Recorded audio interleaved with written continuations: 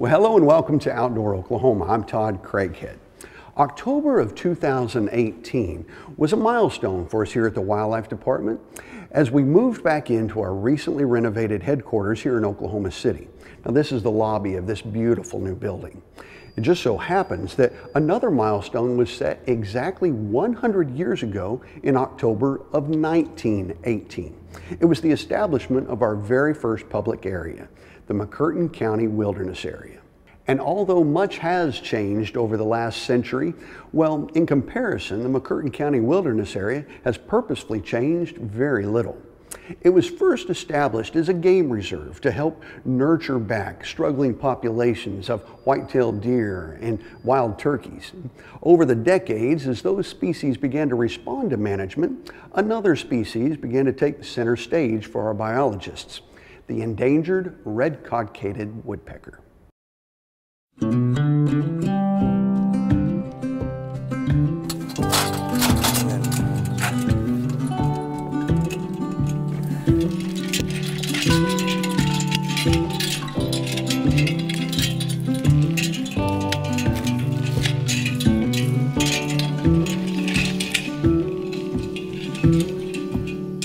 I generally climb about 120 trees. About every 6 to 8 weeks, I have 120 trees to climb. Sometimes it gets old climbing a woodpecker tree and getting stung by red wasps or getting peed on by flying squirrels. But at the same time, it is a very unique job.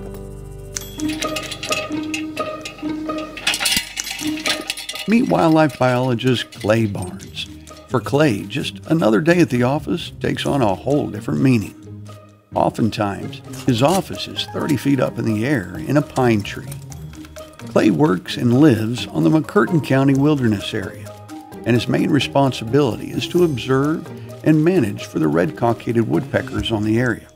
The red-cockaded woodpecker is found here on the McCurtain County Wilderness Area. It's the only location where it's still known to exist in Oklahoma. I love living here. It's absolutely beautiful, but it can be a pain. It seems like every time it rains, I've learned over the years, if you're gonna go somewhere and it rained through the night, you better drive the roads first, because there's a good chance there's gonna be a tree or at least a big branch that's gonna have to be cut out of the road.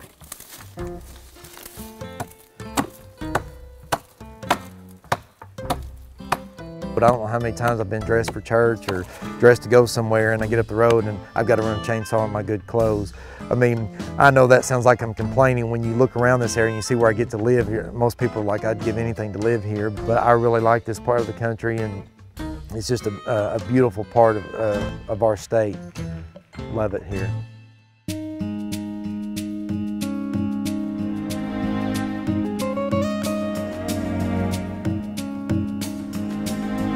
In the far southeast corner of Oklahoma, you'll find one of the most stunning, rugged landscapes our state has to offer.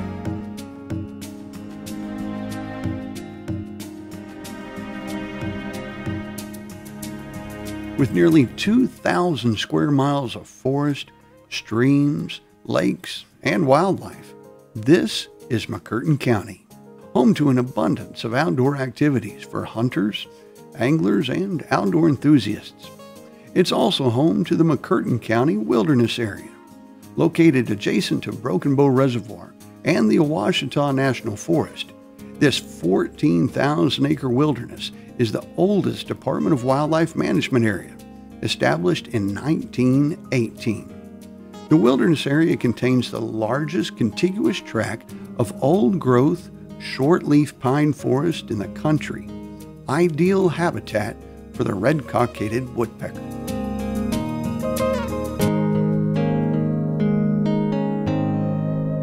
The red-cockaded woodpecker is a federally endangered species. It was listed in 1970.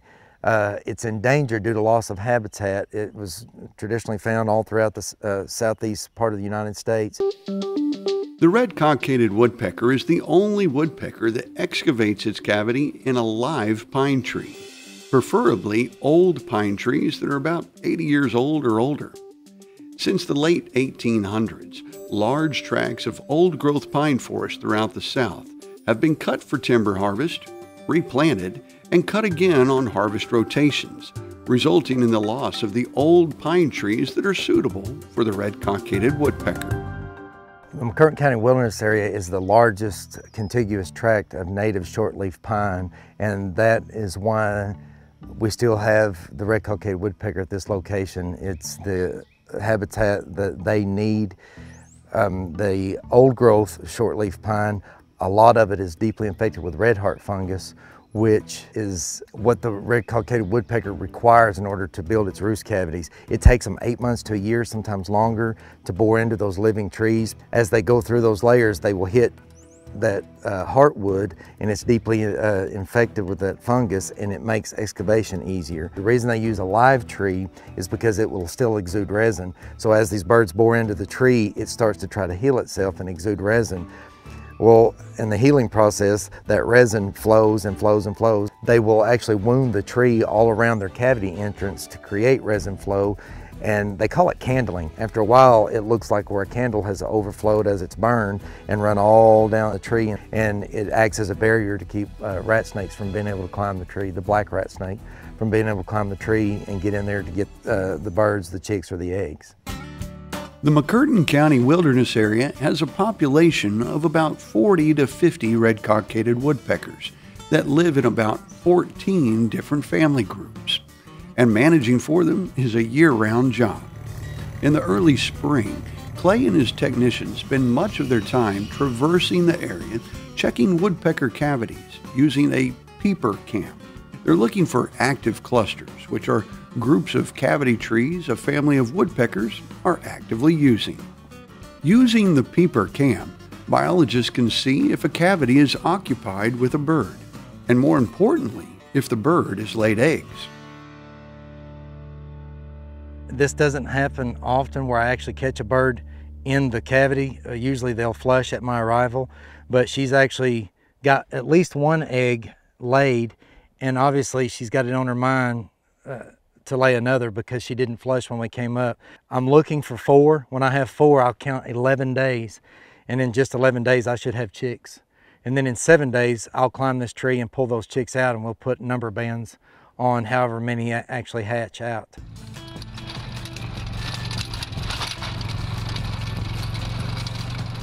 After identifying all active clusters, biologists revisit the nesting cavities after the eggs have hatched. When the chicks are about 7 days old, biologists capture the chicks and place colored leg bands on each one for future identification. We're here at cluster 5 on the east side, and we had 3 fresh hatched chicks on the 22nd. So today's the 29th. They should be 7 days old. So we're going to climb up the tree and hopefully be able to get them pulled out and bring them down and put bands on them.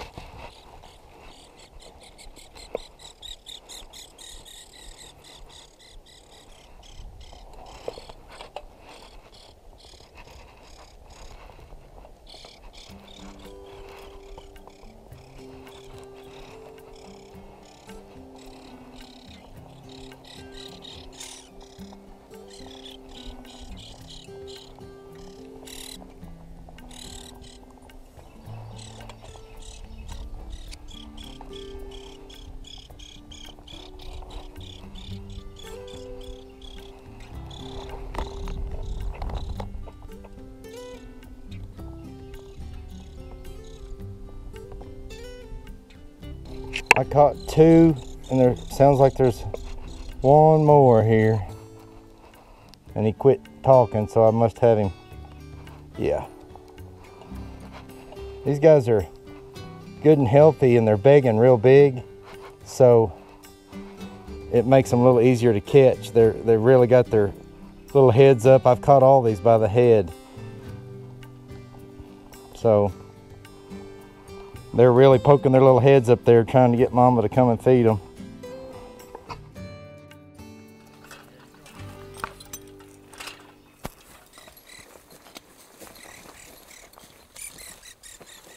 Yeah, they're right at a week old, but you can see they're pretty hardy.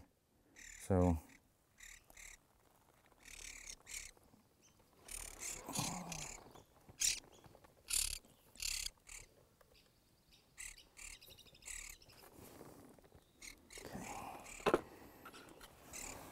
we just banded these chicks. We added number bands on the left foot with one color band, and on the right foot we added orange over black on this one. The sequence was orange over a different, each bottom color was different this year, but those color bands makes them identifiable when they get older. If during the fall we do trapping, and when I catch this bird, I can look at those bands and the number bands, and I know right where it was born. If we happen to catch it even on the east side of the or west side of the lake or something, or a couple miles from here, we'll know how old it was by those bands, or it is by those bands, and where it was born and all that.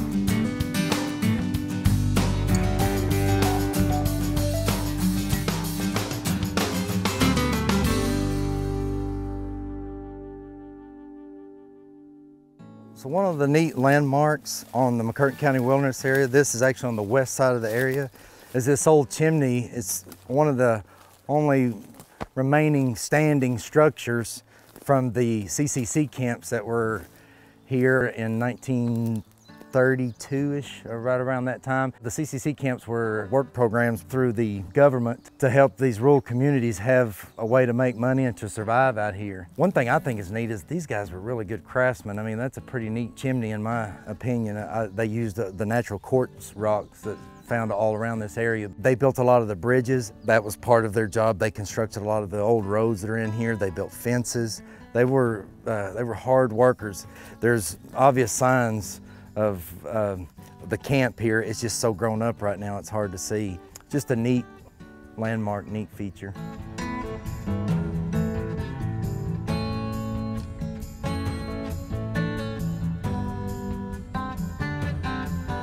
One of the more notable landmarks on the wilderness area, I've always heard it referred to as the old trapper's cabin. Apparently, in the late 20s, this cabin was constructed, and there was a state contracted trapper that came through here fairly regular and did trapping in here, and he would stay at this cabin. This old cabin sits on Linson Creek, and it's one of the most beautiful creeks in the state, if you ask me. Of course, I'm pretty partial. I've been here a long time, so it's held together really well. You'll see that we keep it swept out and cleaned up around it, just in case there was a wildfire. Don't want to lose it, because like I said, it's just a really little neat piece of history on the wilderness area here. Part of the management we will do in the fall, we will start trapping. We're trying to trap, hopefully we'll catch the young of the year that we banded earlier, and that way we know that they did make it to subadults. And if they're unbanded, we will add color bands at that time.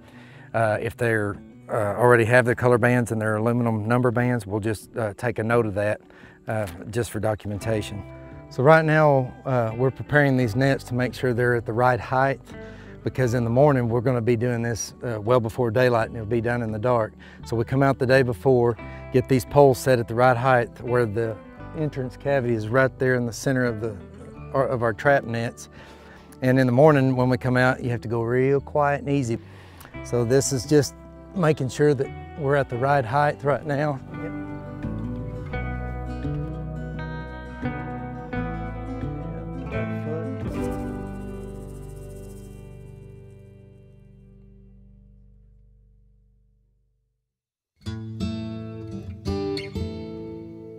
We got here and we snuck in real quietly and we got our traps set up. We're able to use some light now. There's a net set up right here. You can see it. This is an insert tree. It's not a natural cavity. But we were able to get the net raised up without flushing the bird. And now it's just a waiting game until daylight. Sometimes they'll flush as soon as we get the net set up. Luckily these stayed put. So right around daylight, they'll start to flush and we'll catch the birds. And if they need bands, we'll put bands on them. Otherwise, we'll record what bands they have on them. So that's where we're at right now. Another 30 minutes or so, maybe a little longer.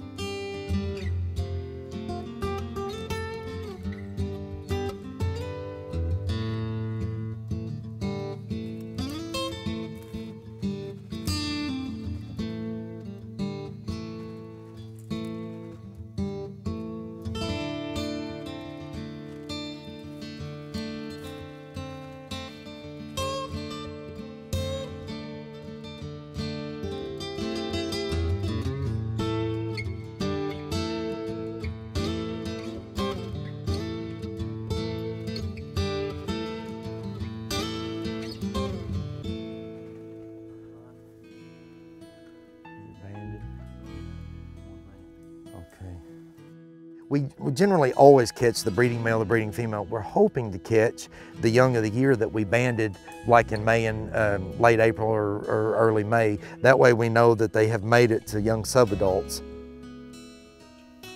Hey, hey, hey, easy.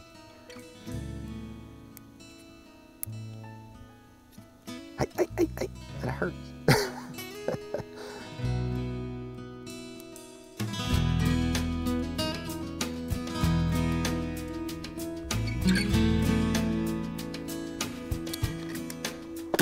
So sometimes because of the resin flow from the trees and all that, they get a lot of resin caked up and you have to kind of scrape it away. You can see the red on the male right here. That's the only red you'll see on them. When they're a chick, they'll have a red dot here, but it dissipates.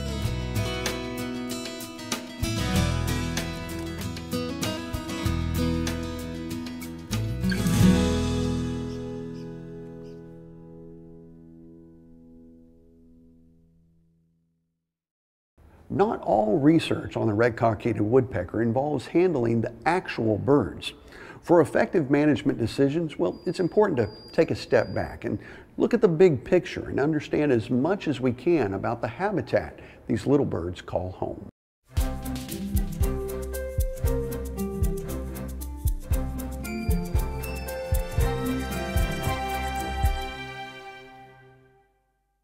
So what I'm doing out here today is collecting data on trees that woodpeckers occupy to try to figure out kind of what attributes woodpeckers are looking for when they select a tree. I'm gathering information on both trees that are currently active. When I say active, it means that woodpeckers have a cavity in the tree and they're using the tree either to lay eggs or roost in. Then I'm also selecting unused trees nearby for a comparison. So this right here has been and traditionally been an active tree here. You can see we've got the flashing on here to prevent snakes from climbing the tree trunk to protect the woodpecker cavity. And so the first measurement I'm going to take is diameter. This is called diameter or breast height. So it's typically averages about 4.5 feet above the ground or kind of wherever your chest is.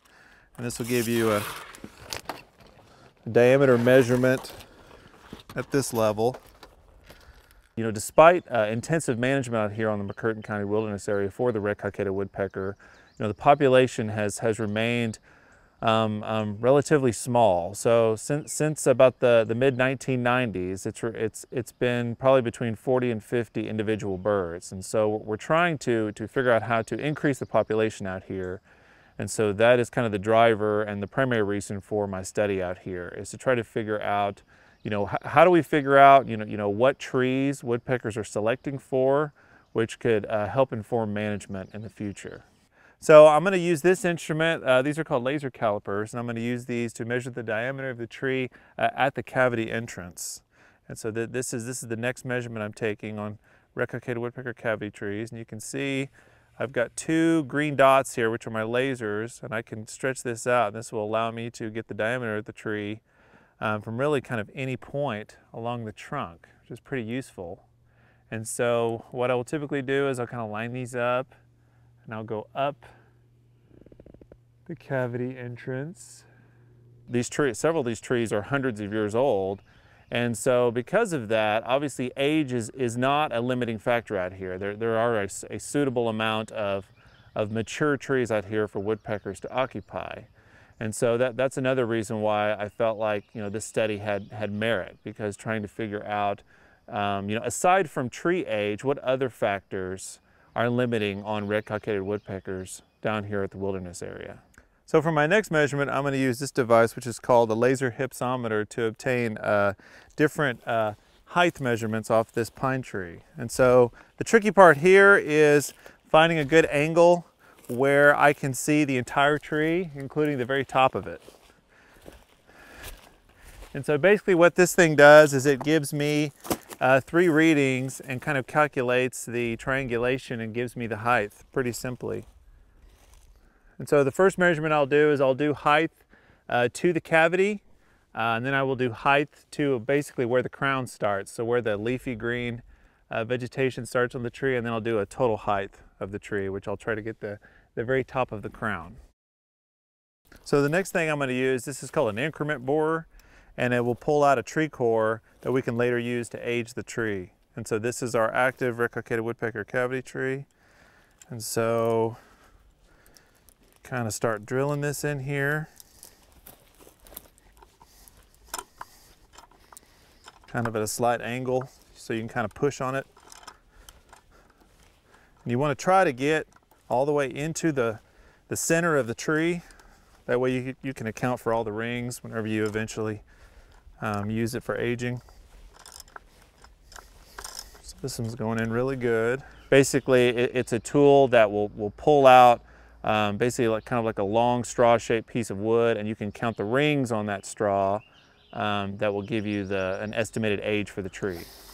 And you can really see some of that heart rot that fungus causes in these trees, which is what makes these cavity trees usable by red-cockaded woodpeckers. So then I will store the core in one of these paper straws.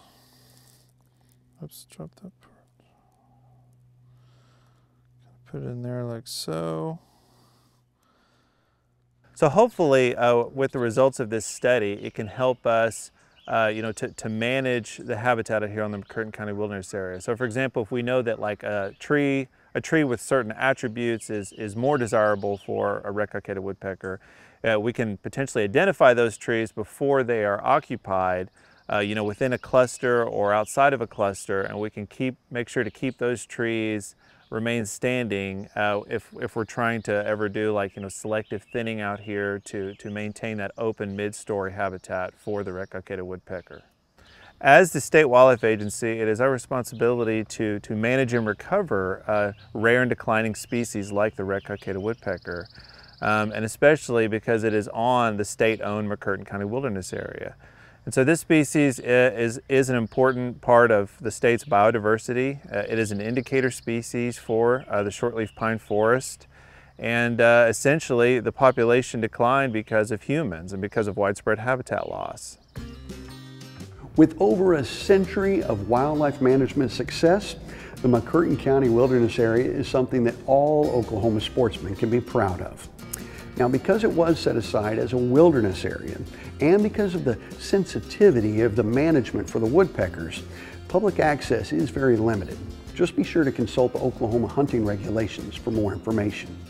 There's plenty of other species on the area that our biologists manage for, but it's always balanced with what will also benefit the endangered red-cockaded woodpecker. For additional footage of this episode, be sure to check out both our YouTube channel and our Facebook page. Hey, thanks for joining us today. For all of us at your Wildlife Department, I'm Todd Craighead, and we'll see you right back here next time on Outdoor Oklahoma.